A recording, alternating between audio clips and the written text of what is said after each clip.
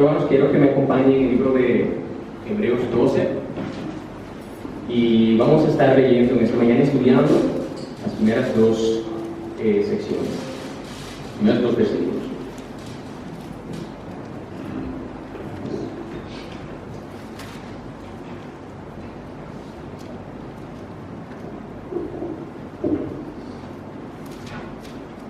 Amén.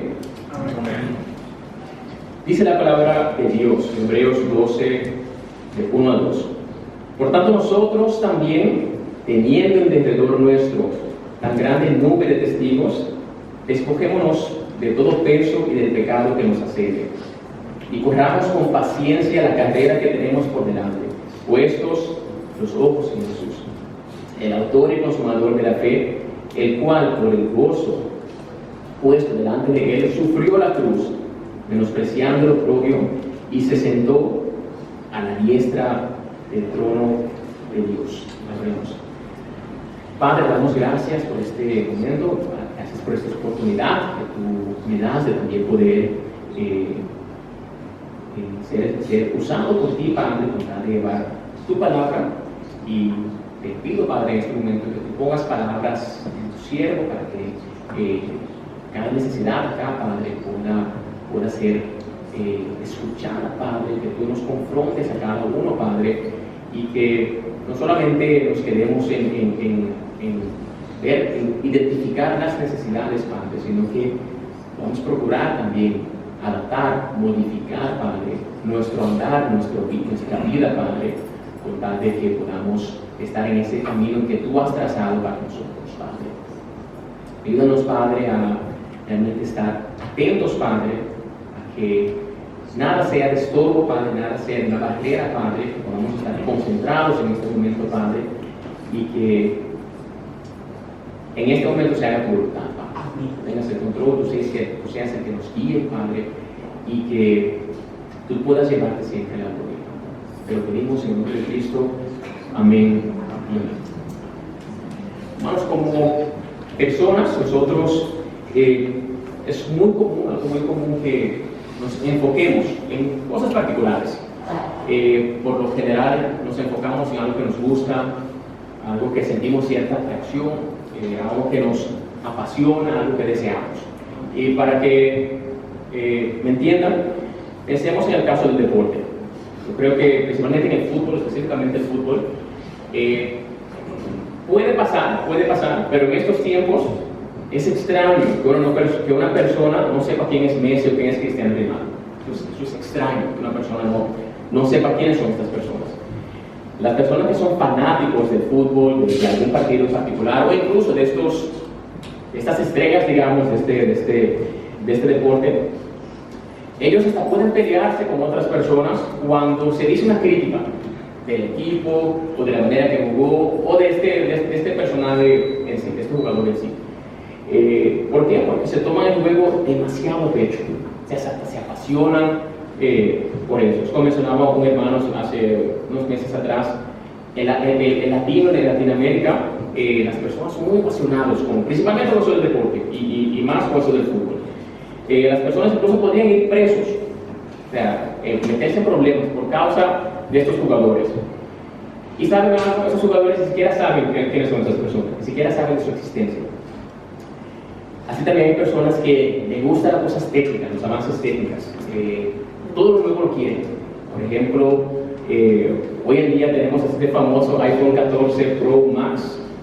Que hay personas que dicen, mira, no importa que yo tenga que dar 3 meses de sueldo, pero yo voy a conseguir ese celular. Y bueno, el Señor me provee para que yo pueda sustentarme los próximos 2 meses de vida. El Señor me provee, pero yo tengo mi iPhone nuevo, mi iPhone 14, que tira fotos hasta las células del cuerpo celular.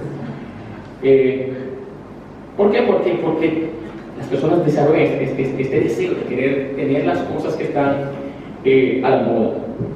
Hay otros que, algo muy importante, son los padres, que uno, mientras sabe que esos hijos están, digamos, bajo el cuidado de uno hace todo lo posible para guiarlos, para ayudarlos, sostenerlos, con tal de que ellos puedan ser personas que mañana puedan servir en la comunidad, ayudarlos a tal vez a alcanzar una carrera, varias cosas, varios objetivos.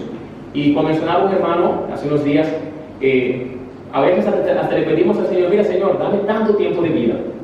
Y después, cuando nuestro Señor termine, ya, llévame si tú quieres. Y después cuando llegue el tiempo, se asustan. Otra vez, una responsabilidad que uno desarrolla como padre. Y es algo que como padres uno tiene que ser responsable por sus hijos, dirigirlos, guiarlos en el buen camino. Hay otros, por ejemplo, que tienen la necesidad de ganar. Cualquier juego, no importa lo que sea, tienen que ganar. Yo soy de un hermano, por no mencionar nombres, pero cuando sabe que tiene que ganar algo, entrena y sigue entrenando hasta no poder, con tal de que pueda ganar algún juego, o sea, algo tan simple como un juego, no es para divertirse, pero tiene que echar cuenta, mira, yo les gané, para que vean, para que ya no me hablen mal a mí. Entonces, debemos tener esa necesidad de querer ganar, de poder mostrar a los otros que saben jugar un jueguito bien. Y todo esto, hermanos, no tiene nada malo. O sea, de verdad no tiene nada malo que uno pueda disfrutar, uno pueda tal vez gustar un deporte y entretenerse con esto. No tiene nada malo ganar, para nada es malo uno poder tener ciertos lujos, no tiene nada malo uno ser una persona responsable, especialmente con su familia, con sus hijos. Sin embargo, como creyentes, porque al final, por eso que estamos acá, como creyentes, ¿qué nos hace distintos a los demás? ¿Qué nos hace distintos?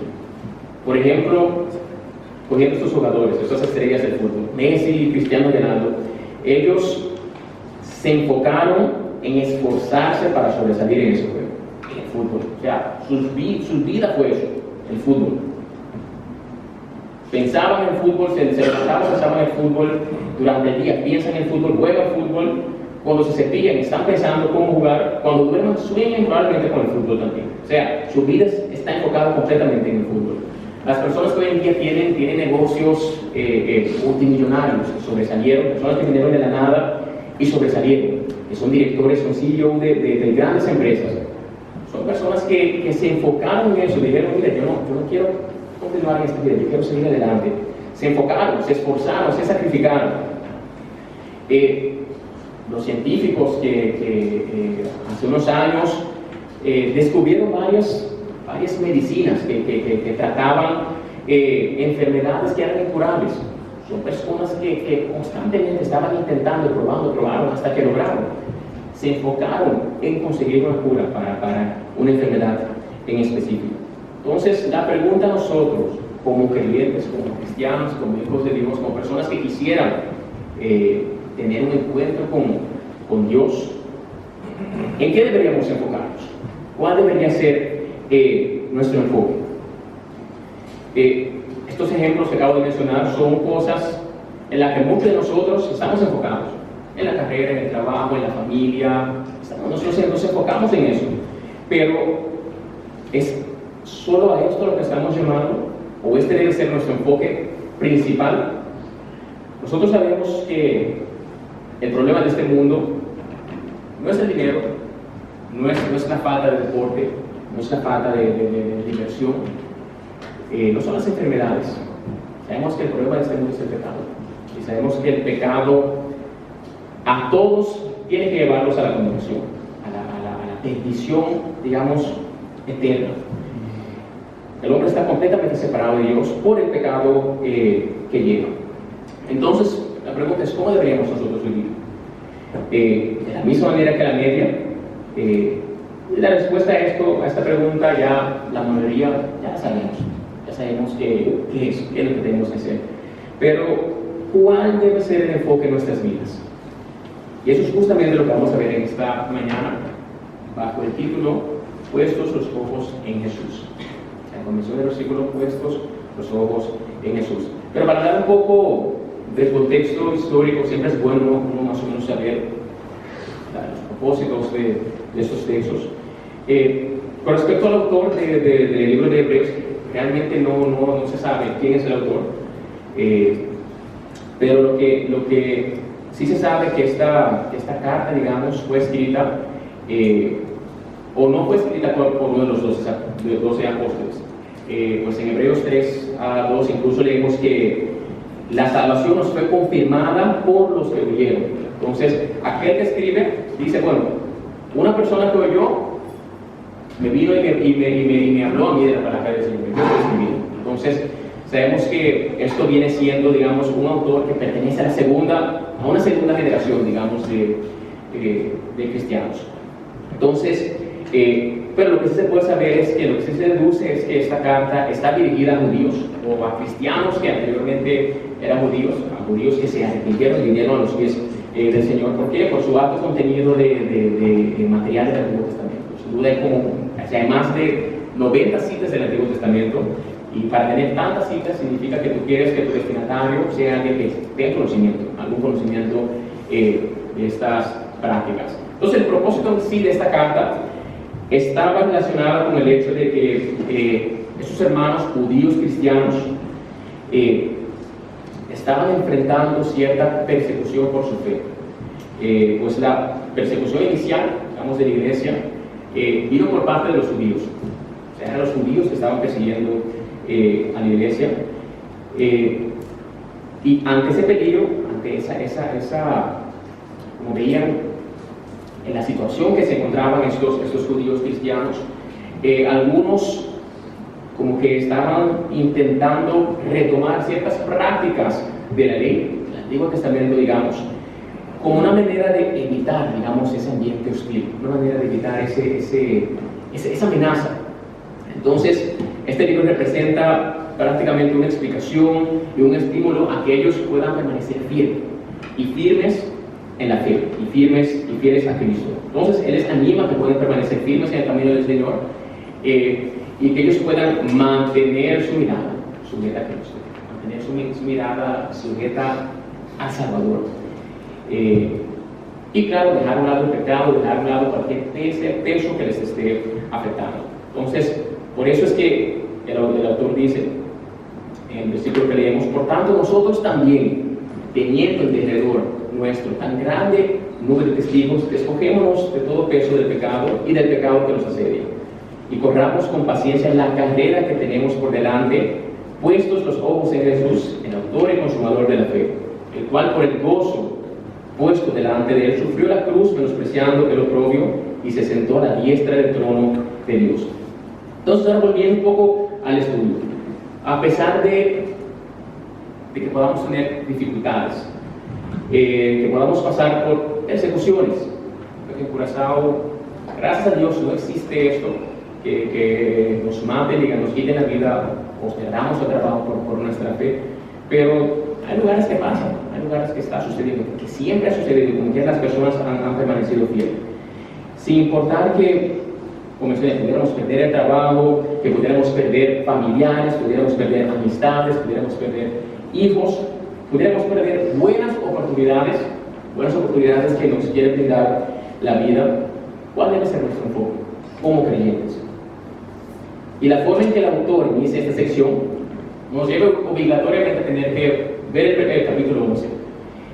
Pues él dice, por tanto nosotros también, o sea, con otras palabras, a consecuencia de lo que ya acabo de mencionar, nosotros también tenemos que hacer tal cosa. Como resultado de lo que acabo de mencionar, nosotros también tenemos que ser XXX, lo que acabamos de leer. Entonces, en el capítulo 11 se mencionan varias personas que por estar muy enfocados en su fe y por poner su confianza en lo que Dios había establecido, ellos alcanzaron a lograr grandes cosas, o sea, grandes cosas. Y el objetivo del autor es eso, que podamos entender que muchas personas pasan por dificultad, y eso es lo que él menciona en el capítulo 11. Muchos de estos creyentes pasaron por grande dificultad, por persecución, pero el objetivo es, ellos pudieron, nosotros también podemos mantenernos fieles, podemos mantenernos enfocados en nuestro Señor. Y simplemente para mencionar algunos ejemplos, el capítulo 11, Hebreos 11, capítulo 4, habla de Abel y dice, por la fe Abel ofreció a Dios más excelente sacrificio que Caín, por lo cual alcanzó testimonio de que era justo, dando Dios testimonio de sus ofrendas, y muerto aún habla por ella. En este caso, hermanos, tanto Caín como Abel, ellos le ofrecieron sacrificio a Dios. Los dos ofrecieron. Sin embargo, Abel ofreció lo mejor que tenía, y Caín dio una ofrenda. Entonces vemos cómo el Señor, como la palabra dice que esa ofrenda de Abel, el Señor lo vio con agrado, porque sabía cuáles eran las motivaciones, sabía cuáles eran cuál era el deseo de Abel en sí. Entonces, y este ejemplo debe motivarnos a que podamos darle a nuestro Señor siempre lo mejor que tenemos. Esto incluye nuestro tiempo. ¿Cuántas veces no deseamos orar, no deseamos dedicarle más tiempo al Señor, pero nunca lo hacemos? Tenemos tiempo para trabajar, tiempo para dormir, tiempo para hablar, tiempo para disfrutar, para lo que sea, pero el tiempo del Señor siempre es corto. Entonces, una manera de hacer sacrificios, de hacer ofrendas, es dándole lo mejor de nuestro tiempo que podamos hacer. Otra manera es invirtiendo en nuestro conocimiento de las Escrituras. No todo es la carrera profesional, sino ¿qué yo estoy haciendo con ese conocimiento de la palabra? ¿Cómo yo puedo saber que el que me está hablando aquí no me está mintiendo? ¿Cómo yo puedo saber? ¿Cómo yo analizo? ¿Cómo yo estudio la palabra? Incluye también que otras personas puedan conocer a Dios, que yo pueda dedicar mi tiempo, mis amistades y decir, mira, el Señor, este es el plan de salvación, o eso es lo que el Señor quiere. Esta manera esta manera de pensar tuya, según lo que Dios establece, no es buena, o es la manera correcta. Y claro, incluye también que mis deseos, mis propósitos en la vida vayan en un plano inferior al que el Señor siempre tenga el primer lugar. Pues hay que dar el primer lugar al Señor. Y recuerden, como mencioné, aquí estos dos hermanos, ambos dieron un sacrificio, pero uno dio lo mejor que tenía. Entonces, ¿a quién nos parecemos más? ¿A quién te pareces más? Tú en la mayoría, digamos, de los atributos o de las cosas, de las características de tu vida, o de tus acciones, tus pensamientos, la mayoría de las cosas te puede decir, bueno, yo realmente yo le doy al Señor lo mejor mío. O somos como que es importante saber eso. En segundo lugar, tenemos el ejemplo de Enoc. Dice Hebreos 11:5, por la fe Enoc fue traspuesto para no ver muerte, y no fue hallado porque lo traspuso Dios, y antes que fuese traspuesto tuvo testimonio de haber agradado a Dios.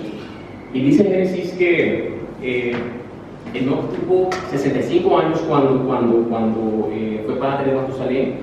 Y algo interesante es que dice que después de eso, después que tuvo a Matusalén, Enoc anduvo fielmente con Dios 300 años más. 300 años. El Señor se lo llevó. Pero simplemente piensen, hermanos, ya, más de 300 años andando fiel con Dios, haciéndole fiel al Señor. Y fue tan fiel que el Señor se lo llevó. ¿A qué debe motivarnos eso?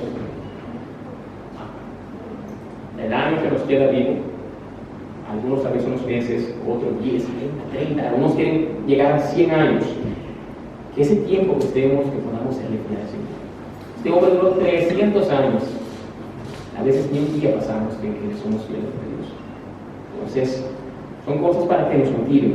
De igual manera como la idea es motivar a estos hermanos judíos, cristianos, la palabra nos motiva a nosotros a permanecer fieles. Caso de Noé, todos conocen la historia. El Señor le dice algunas cosas a Noé que ni siquiera existían. O sea, el Señor está hablando a Noé de que mandará un diluvio para destruir a todas las personas y que empiece a ser una barca para un arca, digamos, para salvar, para que unos cuantos se salven. Y sabemos que la palabra dice que Noé era un hombre fiel al Señor, era un hombre recto delante de Dios. Y si a una persona que es recta y Dios te dice, mira, yo voy a destruir a las personas, que realmente la cosa está muy mal, haz una barca para que las personas, para que se salven, para que podamos preservar. Eso es lo que Noé haría. hablarles al Señor, hablarles a las personas. Cambien su vida, cambien su vida, cambien su vida. ¿Y cuánto tiempo duró Noé haciendo esto? ¿2 mesecitos? ¿1 año? Noé duró casi 100 años. 100 años prácticamente construyendo esto. Y hablándole constantemente a las personas. Arrepiéntanse, vivan, o sea, vivan como Dios quiere. Dios está enojado. Yo diciendo, parafraseando, claro está. ¿Qué pensarían las personas? ¿Que va a venir un qué? ¿Qué es eso? Usted lo soñaste. Ah, mira, ahí está el loco. Ahí está el loco. O sea, yo en mi ignorancia pensaría que no era un loco.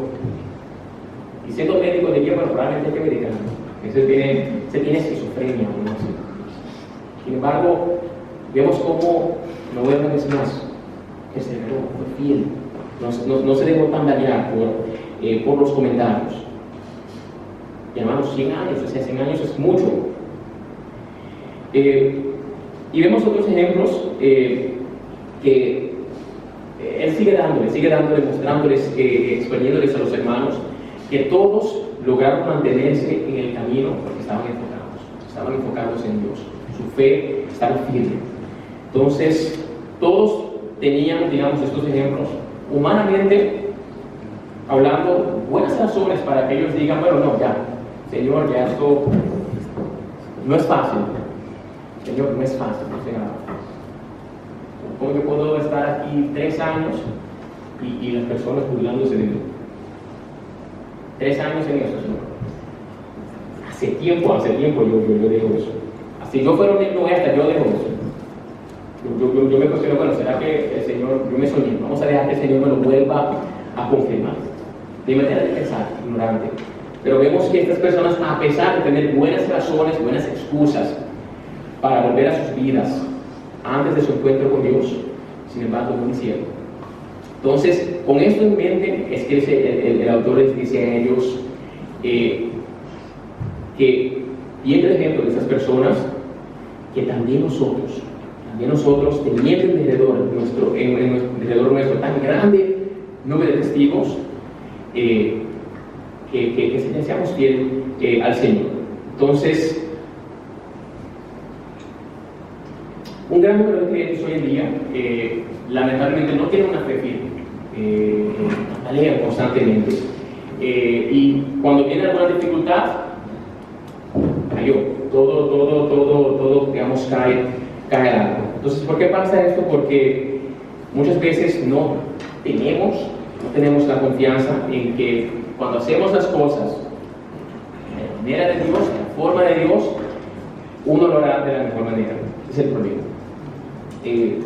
Las personas conocen a Dios, pero cuando se le quiere confiar de verdad, cuando se le quiere realmente esperar en el Señor, no lo hacen, se desesperan. Entonces el autor explica a ellos cómo vivir una vida cristiana de la manera que Dios quiere.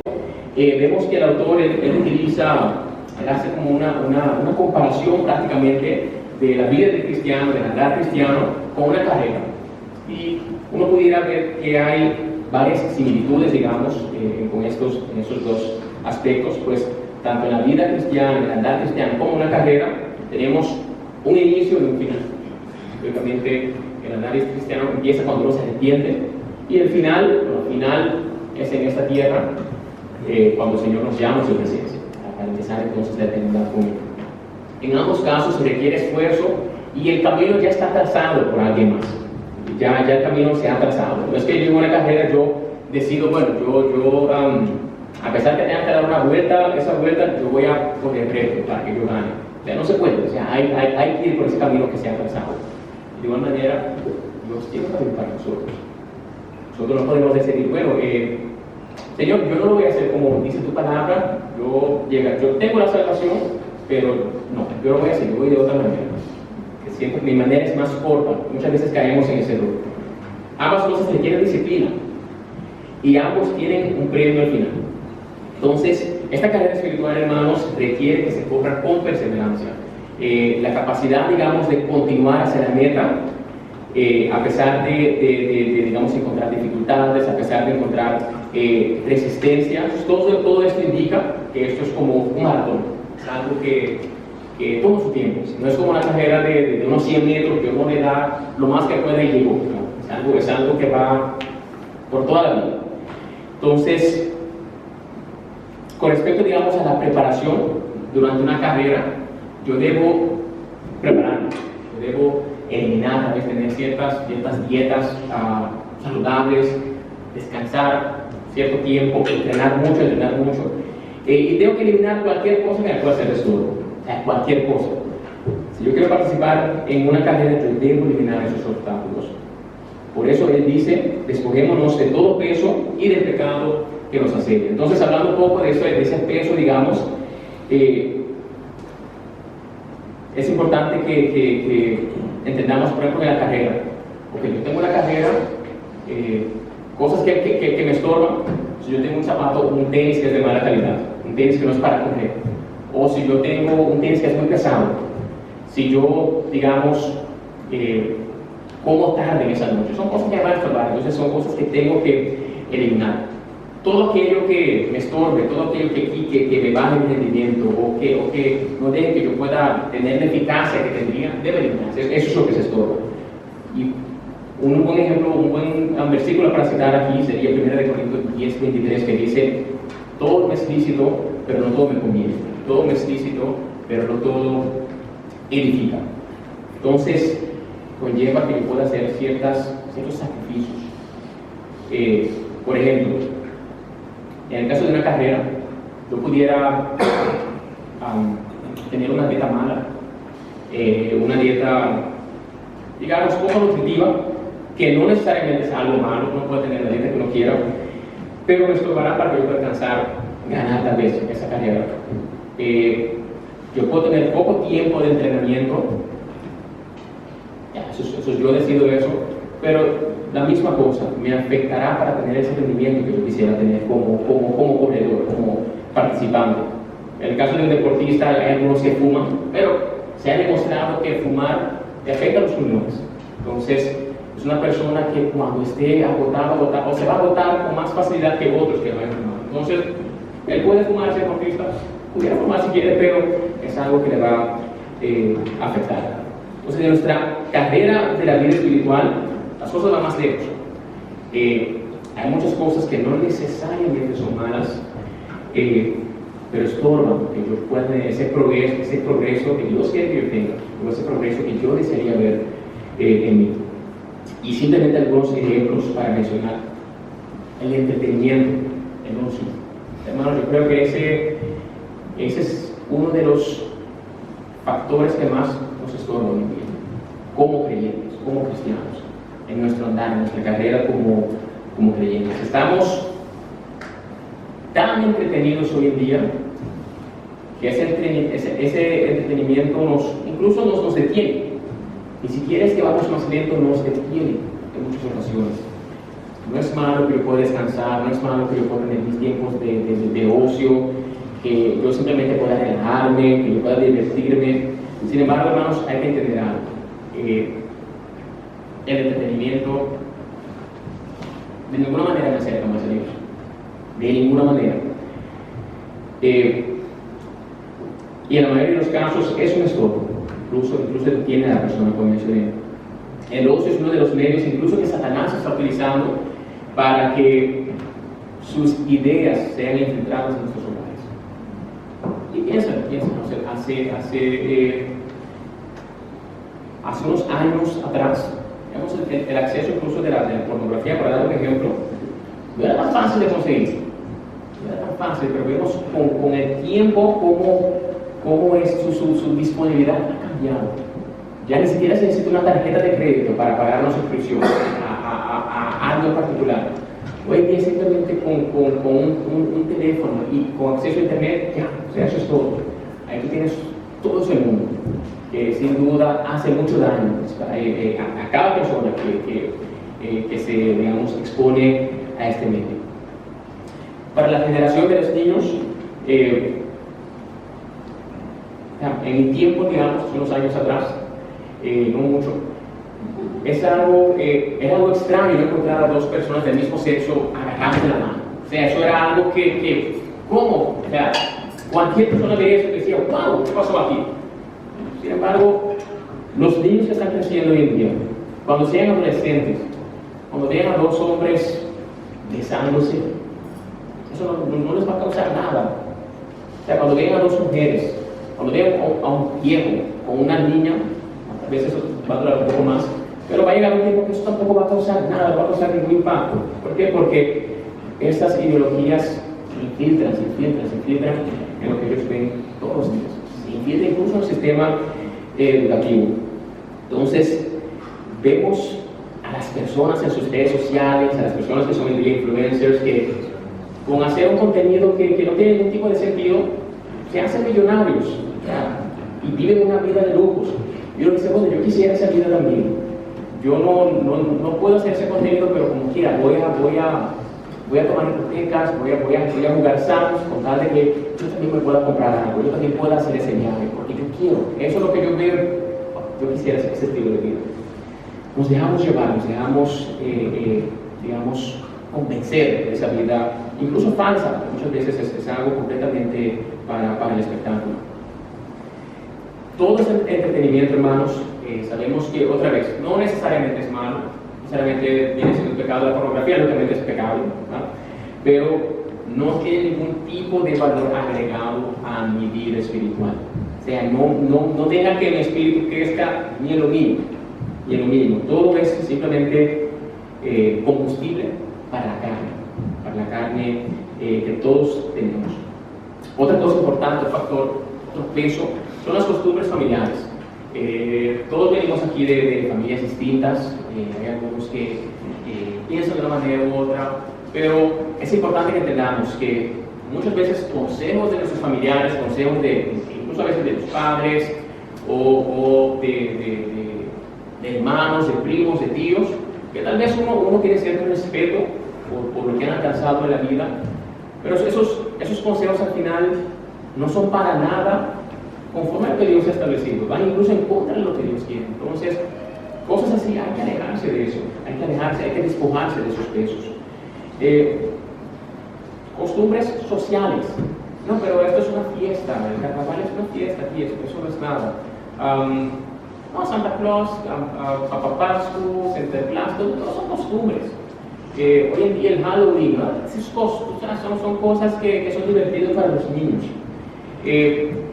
Hermanos, hay que ver, incluso la cultura, las cosas sociales, si nos alejan de la verdad, hay que despojarse de eso. Las amistades, o sea, la palabra dice que tendremos que perder amistades por causa de la cruz. Entonces, si tú sabes que esas amistades son malas influencias, lo que tú ves, lo que tú hablas, lo que ellos te dicen, a los lugares que frecuentan, despójate, hay que despojarse de esas amistades. Las cargas emocionales, el estrés, el desánimo, la duda, la confusión, todo esto afecta a que uno pueda crecer, que uno pueda seguir avanzando como uno quiere en su andar. Entonces, por eso, hermanos, la importancia de que uno pueda identificar, que podamos identificar cuáles son nuestras cargas. Como menciono, que no necesariamente son malos, que no necesariamente no está haciendo un pecado para hacerlo, pero que me estorba, me quita el enfoque de lo que realmente importa. Entonces ahora pasamos a lo que sí es pecado, que él dice, despojémonos de todo peso y del pecado que nos asedia, Entonces, como creyentes sabemos que vamos a caer. O sea, si uno aquí piensa que no, mira, yo soy perfecto, o sea, hay que volver a presentarle el plan de salvación. Y hay que discipularle después de eso para ver si entendió. Y si no entiende, otra vez presentarle hasta que entienda. Entonces, sabemos que vamos a caer, no estamos libres de cometer actos pecaminosos. Sin embargo, debemos procurar guardarnos para no estar cayendo constantemente. O sea, no puede ser que yo voluntariamente me decida pecar. O sea, a uno se le pasa. Hay personas que pasa, que uno puede caer, pero no es que, bueno, yo voy a hacer X voluntariamente y quiero hacerlo. E incluso en ocasiones puede pasar, pero no puede ser un hábito en mi vida, porque entonces yo no me he arrepentido, yo estoy practicando el pecado. Y algo interesante de esta palabra, cuando dice del pecado que nos asedia, prácticamente tendríamos que pensar como que en un lugar fortificado, un lugar bien fortificado, y que está cercado de tal manera que lo que está ahí adentro no puede salir, no puede escaparse, y tampoco nadie puede venir a dar socorro para sacar lo que está ahí. Y eso es lo que pasa. El pecado nos tiene así. El pecado nos tiene práctica, bueno, nuestro corazón, claro está, estamos asediados por el pecado. Nos quiere, claro, el pecado quiere a cada uno de nosotros que hagamos lo que Él quiere. Y no quiere que nosotros salgamos de Él, nos escapemos de eso. Ni que ninguna persona nos socorre, nos ayude a eso. Pero es importante entender bien, lo que hace el pecado. Entonces, el pecado que mora en nosotros aún, viejo hombre que está en nosotros, está en una pelea constante, en una batalla constante con el Espíritu, que están en aquellos que se han arrepentido.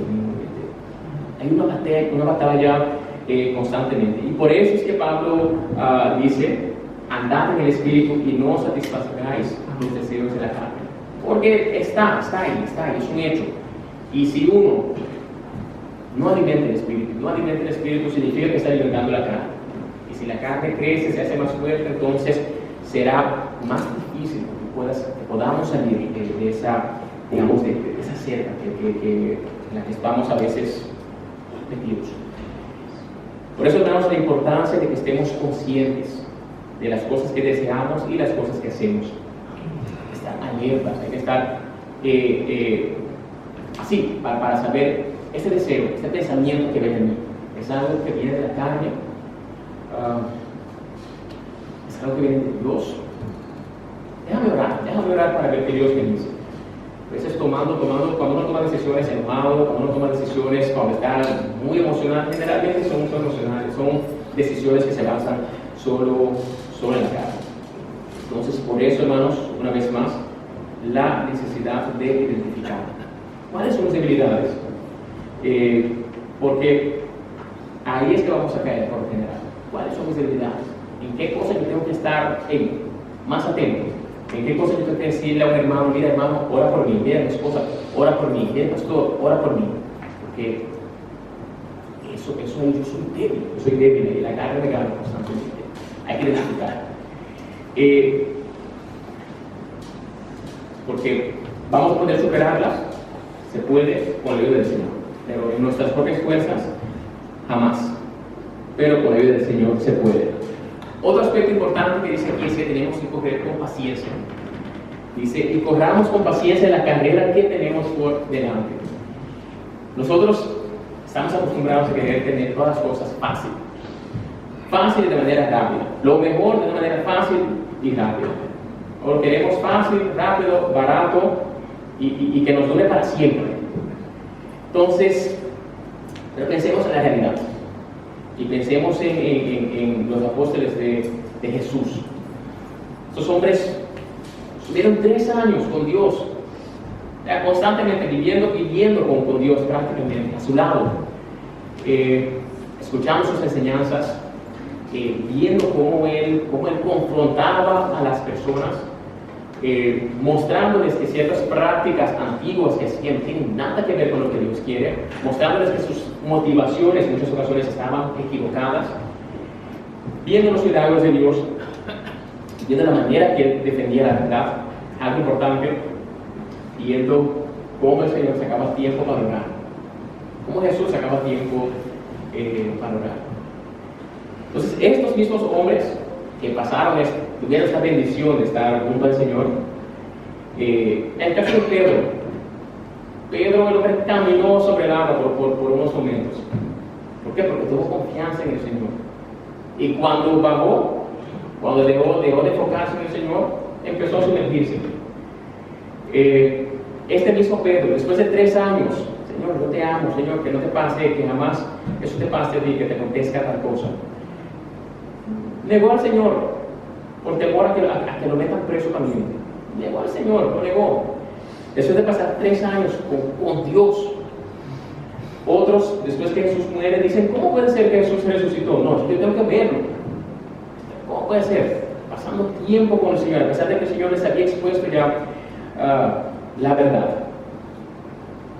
Ninguno de ellos alcanzó la sabiduría en unos días de estar con el Señor. Esto no fue como en el caso de Pablo, que fue algo de otro mundo, algo para Pablo, que solamente pudo aguantar. Estos hombres tuvieron su proceso. Pero algo importante, todos ellos dieron su vida por el Señor, sí. No fue que se quedó, bueno, ya Jesús se fue, bueno, vamos a continuar pescando, vamos a continuar ya nuestra antigua vida, ya se acabó el espectáculo, ¿no? Esos hombres hicieron grandes cosas, grandes cosas, y murieron por causa del Señor, dieron su vida por causa del Señor. Entonces, se requiere tener paciencia, hermanos. Se requiere que podamos esperar y que podamos confiar, como dice la palabra, que la voluntad de nuestro Padre es buena, es agradable y perfecta. Pero nosotros nos desesperamos demasiado. Queremos desesperarnos por cualquier cosa, ¿no? No esperar tanto tiempo. Ay, ¿cómo voy a hacer? No, mira, yo soy una mujer, tengo 35, no veo a nadie todavía, ningún hombre que tenga esa cualidad de Cristo, pero viene este loco que me enamora. Mira, tiene que ser eso. Yo esperaba ya muchos años, ese tiene que ser eso. Las mujeres se desesperan y se casan por querer casarse. Y ya, para no quedarse soltera, digamos. Y así también, o sea, los trabajos, hoy en día oramos por un trabajo, sin embargo, cuando viene una supuesta oportunidad, es algo que nos va a afectar, nos va a quitar el tiempo con el Señor. No tiene que trabajar los domingos, tiene que trabajar los miércoles, todos los días tiene que trabajar. E incluso cuando tiene tiempo para venir a la iglesia, no viene porque está agotado. Entonces, al final, ese trabajo se Dios o qué. No esperamos. Queremos hacer las cosas muchas veces a nuestra propia manera. Pero tenemos que coger esta carrera con paciencia para que podamos seguir avanzando. Y lo más importante, lo que realmente importa es que para poder perseverar en el camino, tenemos que dejar a un lado el peso, tenemos que despojarnos del pecado que tenemos. Se requiere paciencia, pero tenemos que entender algo. No podemos alcanzar nada en nuestras propias fuerzas. Simplemente no se puede. No se puede. Debemos tener los ojos puestos en Jesús. Esa es la verdad, hermanos. Esa es la verdad que él estaba diciendo a estos judíos cristianos, y esa es la verdad que nos dice a nosotros también. Los ojos puestos en Jesús. El creyente coge su trayecto fijado en Jesús y confía en él. ¿Por qué? Porque al final sabemos que, o sea, Jesús es la causa, Jesús es la razón. Jesús es la razón por la que estamos aquí. Jesús fue el que dejó su gloria, se humanó, vivió su vida perfecta, dejó que lo llevaran preso, que lo humillaran, que lo castigaran prácticamente por causa nuestro. Murió una muerte cruel, o sea, en verdad cruel, por causa nuestra. Y solamente imagínense, si Jesús tuvo que pagar el castigo de todos, en una sola vez, imagínense lo duro que tendría que hacer eso. A veces uno cuando el niño, como padre, cuando el niño ya te está ahí, molestando constantemente, y tú le dices, mira, para, y le das, a veces uno dice, déjame darle una oportunidad, pero sigue, llega un punto que a veces, si uno no le controla, si uno quiere a veces disciplinar, uno puede hacerlo más duro de la cuenta, digamos, humanamente hablando. Imagínense cómo sería ese castigo de todos. No de nosotros que estamos aquí en este siglo, hermanos, de todos. Desde Adán hasta el último que se convierta. ¿Cómo tendría que ser ese castigo? El hermano lo hizo. Le damos gloria a Dios por su obra. Entonces, y piensen, hermanos, en cada circunstancia, de manera fácil, sería la manera más fácil de no poder explicarlo. En cada circunstancia tenemos que pensar, bueno, ¿qué haría Jesús? ¿Qué hiciera Jesús con eso? ¿Cómo hablaría Jesús cuando las personas estén burlando del Evangelio? ¿Cómo hablaría Jesús cuando las personas se burlen de mí como persona? Cuando yo me sienta que me están rechazando. ¿Cómo hablaría Jesús? Y piénsenlo, vamos un rato al desierto, cuando Jesús es tentado. Bueno, Jesús se la pasó, Satanás se la pasó 40 días tentando a Jesús. A veces uno piensa que 40 días Satanás vino en 3 ocasiones y se fue. Y Jesús simplemente estaba sentado orando, digamos. Dice la palabra que durante 40 días Satanás tentó a Jesús. Fue algo constante, unos 40 días. ¿Qué podemos concluir de eso? Que Satanás es perseverante. Es alguien que no se da por vencido. Sigue, continúa, hasta que uno caiga. Y en nuestro caso, si a Jesús, hermanos, Satanás hizo eso constantemente por 40 días, ¿qué ha estado haciendo con nosotros durante el tiempo que estamos vivos? Esta semana que acaba de pasar, ¿cuántas veces Satanás ha ganado la batalla? Y piénsenlo, Satanás, puede ser que en un momento yo, tú me resista a no caer en ese pecado. ¿Qué tú crees que Satanás va a hacer? Mire, este hermano ya, no vale la pena continuar, bueno, vamos a ir a claro que no, o sea, él está ahí intentando, bueno, no cayó con esto, déjame ver si en 10 segundos vuelve a caer. No cayó, bueno, vamos a esperar 5 minutos más. No cayó, déjame ir al otro plan, déjame mandarle otra relación, a ver si cae. Es constante. Si él lo logra, él simplemente sigue buscando la manera hasta que uno cae. Entonces, la única manera de lograrlo es cuando seguimos los pasos de aquel que Satanás no pudo hacer caer. Es una persona en Jesús.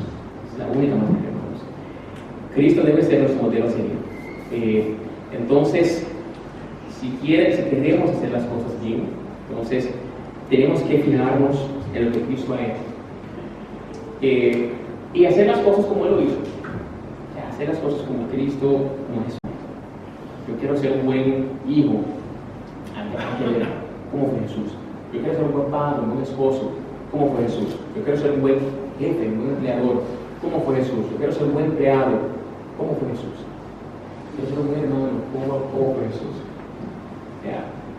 Todos tenemos el ejemplo de Jesús para que Él nos diga cómo actuar, cómo pensar. Y es la manera que vamos a poder ser excelentes.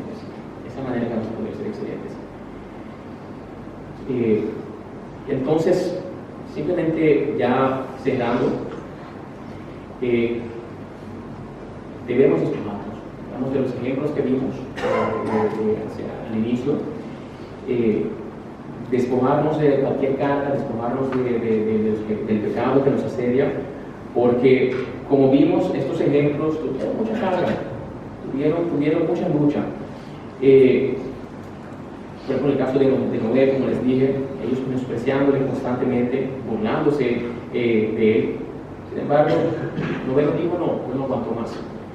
José, que no lo mencioné, José, un hombre, uno de los grandes hombres que tenemos en el Antiguo Testamento, un hombre que fue menospreciado por sus hermanos, sus hermanos tenían envidia, o sea, quisieron dejarlo ahí para que se muera.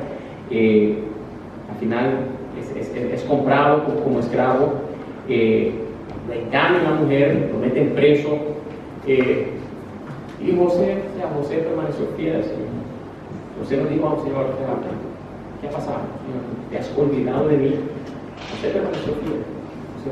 Y fue la persona que el Señor utilizó para que su pueblo pueda ser preservado. ¿Qué pasaría si usted dice, yo no aguanto más? Y uno pudiera pensar, Jesús fue fiel, pero Jesús es Dios. Pero vemos aquí hombres de carne y hueso como nosotros que se mantuvieron fieles. Moisés, hermanos, ahí enfrentándose a Faraón. Y no solamente eso, cuando sale toda la crítica que recibe de sus hermanos. ¿Por qué le hicimos caso? Mejor vamos a Faraón, vamos a Egipto. Esto no fue una buena idea. El Señor los provee, pero pasa algo, esto no fue una buena idea. O sea, Moisés puede decir, no aguanto, mire, yo voy a seguir el camino, váyanse, me voy solo, me voy yo, no quiero más ustedes. Púdranse. Sé que es exigente, pero yo no lo voy a hacer. Yo, ¿quién ha hecho eso? Cojo a mi esposa, mi familia y me voy. Y dejo a todas esas personas ahí. Gracias a Dios que yo no hice eso. Pero vemos como personas fieles. Personas fieles, ¿por qué? Porque se mantuvieron enfocados en lo que realmente valía la pena.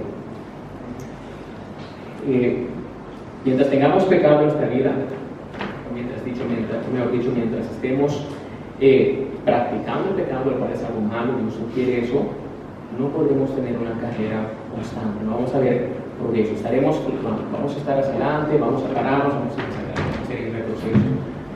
Tenemos que entender que cualquier cosa que hagamos, cualquier cosa que tenemos que hacer, y si no lo hacemos como si fuera para Dios, es importante, lo estamos haciendo mal. Yo, por ejemplo, sé que yo trabajo, yo cocino, digamos, yo soy chef, yo cocino. Si yo no estoy cocinando como si fuera para Dios, entonces esa comida está mal, o sea, ese trabajo está mal. Si yo soy médico, pero yo no estoy trabajando como si fuera para el Señor, lo estoy haciendo mal. Si yo soy peluquera, digamos, estilista, y yo no estoy trabajando como si fuera para Dios, lo estoy haciendo mal. Yo puedo ser ama de casa, digamos, yo me quedo en la casa, yo cuido a los niños. Si yo no lo estoy haciendo como si fuera para el Señor, entonces, esto es eso. Entonces, cuando venimos a la iglesia, cuando venimos a exponernos a la palabra, si no le estamos haciendo como si fuera para el Señor, hermano, lo estamos haciendo mal. Entonces, ¿cuáles cosas en tu vida pueden ser una carga? Tu manera de hablar, tu manera de expresarte, los temas que tú estás tocando, tu manera de vestirte, el tiempo que tú le dedicas, digamos, a cosas vanas, tus prioridades, tus metas, tus anhelos, tus conversaciones, tus amistades. Todo esto puede ser algo que afecte. Entonces, por eso es necesario que evaluemos nuestras vidas. Entonces, ya cerramos con eso algunas conclusiones aplicativas. Lo primero es que procuremos, seamos intencionales en evaluar nuestro andar. Lógicamente, lo primero es que tengo que reconocer mi condición. Yo soy pecador, el pecado me aleja de Dios. Tengo que arrepentirme del pecado. Después del arrepentimiento es que puedo venir este proceso. Yo tengo que evaluar mi andar.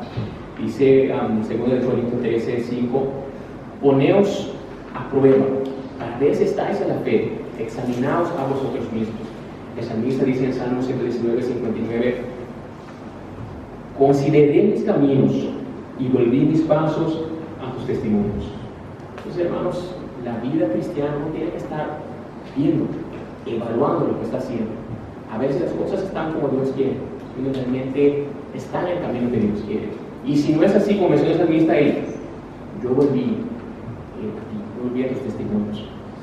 En segundo lugar, es importante que nos preguntemos, ¿mi vida está sirviendo de ejemplo para otros? ¿Mi vida está sirviendo de testimonio a otras personas? Dice Mateo 5:14, vosotros sois la luz del mundo, una ciudad asentada sobre un monte no se puede esconder. ¿Cuántos de nosotros estamos escondidos? Miedo a que sepan que uno es cristiano, que sepan que uno está enfocado en el Señor. Entonces, es un trabajo que tenemos que hacer. Tenemos que estar enfocados en Dios, tenemos que ser luz, tenemos que ser sal en esta tierra. Como mencionábamos ayer con los jóvenes, que fue un tiempo, algo que se propuso desde una semana, un tiempo de evangelismo. Lógicamente, cuando uno dice que se va a hacer un tiempo de evangelismo, lógicamente se necesitan personas que uno piense, bueno, no, estos no son, esta persona no es creyente, tengo la impresión que no es creyente, entonces yo lo voy a invitar para que se exponga la verdad. Y uno se puede pensar, bueno, ¿cuántas personas en esa semana de trabajo, cuántos visitantes tuvimos? Yo diría 3, 4, 10, 100. Siendo los jóvenes, digamos, el grupo que normalmente más debería estar activo. Cero. Pero gracias a Dios, a pesar de ser un tiempo de evangelismo, los que estuvimos presentes se dieron cuenta, bueno, esto no fue un mensaje de evangelismo, fue un mensaje donde el Señor nos inquietó porque no importa que tú estés sirviendo en la iglesia, o sea, tenemos que tener amor por las demás personas. Y como yo mencionaba, uno no sabe hasta cuándo ese amigo tuyo, ese vecino, ese primo, el que sea, va a estar vivo. Y algo muy doloroso, hermanos, es cuando tú sabes que tú debiste presentarle el evangelio a una persona y esa persona muere. Entonces te va a quedar por siempre en tu conciencia. No lo hice, Señor, perdóname, yo perdí mi tiempo, perdóname por eso. Entonces, tenemos que ser luz, tenemos que ser sal. Nuestra vida testifica que seguimos en Cristo. Es importante que nos cuestionemos eso. En tercer lugar, no importa cómo uno inicie, sino cómo uno termina. Por lo general, el creyente, cuando inicia, está dinámico, tiene ese deseo de querer leer las Escrituras, se levanta a orar constantemente con alabanzas, y sin embargo dicen que se perdió el primer amor. No sé qué significa eso, pero como que tenemos que terminar esa carrera. O sea, no es que yo empecé rápido y a los 100 metros me detuve, quedé esperando. El Señor tiene un camino trazado para cada uno de nosotros. Y tenemos que llegar a ese camino que Dios quiere que lleguemos. Como menciona Pablo, pero Pablo es un hombre excepcional, es un hombre excepcional que tenemos. Este hombre a punto ya de morir, sabe que ya va a morir. En sus últimas cartas, la carta de 2 Timoteo 4, de 7 al 8, él escribe lo siguiente: recuerda, este hombre teniendo este mente, casi, yo sé que ya pronto vemos, he peleado la buena batalla, he acabado la carrera, he guardado la fe. Por lo demás, me está guardada la corona de justicia, la cual me dará el Señor, juez justo, en aquel día. Y no solo a mí, sino también a todos los que aman su nombre. No recuerdo ahora el Timoteo, no recuerdo ahora bien cuál era, que dice, todavía no he alcanzado, pero hago todo para seguir esa carrera. Y aquí este hombre que ya sabe, y muerte está cerca, se aproxima, simplemente que me llamen, yo tenía la batalla, yo lo hice, y he acabado la carrera y he guardado la fe. E incluso vemos a este hombre, incluso en sus últimas cosas, él dice a las personas, sí, Timoteo sigue, o sea, los motiva a que sigan. No es, que tengo que dar de ti, que me voy a morir, que no es que el Señor me hizo esto a mí, tanto que yo luché, mira, me van a matar ahora. O sea, hasta en lo último, enamorado del Señor, enfocado en lo que realmente correspondía. Entonces, un día esta carrera va a terminar, hermanos, en este mundo, va a terminar. ¿Dónde tú quieres estar? Yo quisiera estar a ese nivel. Me gustaría poder uno morirme adorando al Señor con un tiempo con Él. Y si no es así, bueno, el Señor lo sabe. El Señor sabe cómo va a ser, pero que incluso esa muerte sea de testimonio para otros.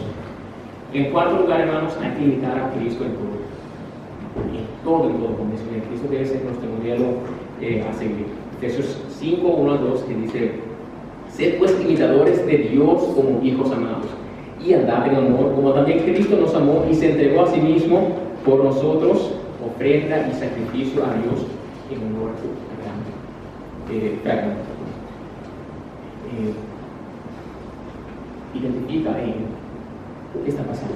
Y como último, compara si tu vida es similar a Cristo. Compara si nuestras vidas son como la de Cristo. Dice el salmista, y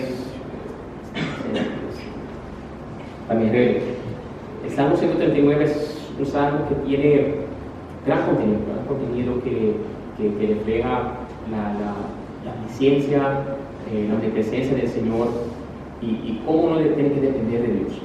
Y dice el salmista en el Salmo 139, en los últimos versículos, dice: examíname, oh Dios, examíname y conoce mi corazón. Pruébame y conoce mis pensamientos y ve si hay en mí camino de perversidad y guíame en el camino eterno. Los hermanos, sin duda, eso tiene que ser un deseo de nosotros, de que podamos tener esa relación con Dios, decir a Dios, Dios examine mi corazón. Yo no sé si yo estoy haciendo algo tal vez mal, no sé, tal vez soy ignorante, pero Dios, muéstrame, Señor, tócame, habla. Déjame saber que mis pensamientos no son como tal vez tú quieres que sean. Y cuando te encuentres eso, ese mal camino, esos malos pensamientos, esas malas motivaciones, Señor, guíame en ese camino. ¿Cómo se logra esto? Cuando uno tiene mucho tiempo con el Señor, cuando uno está enamorado, uno depende de Dios. Pero para todo esto, ¿qué se necesita? Tener los ojos puestos en Jesús. Amén. Eso es todo. Amén. Vamos a orar para que el Señor sea el que nos dirija.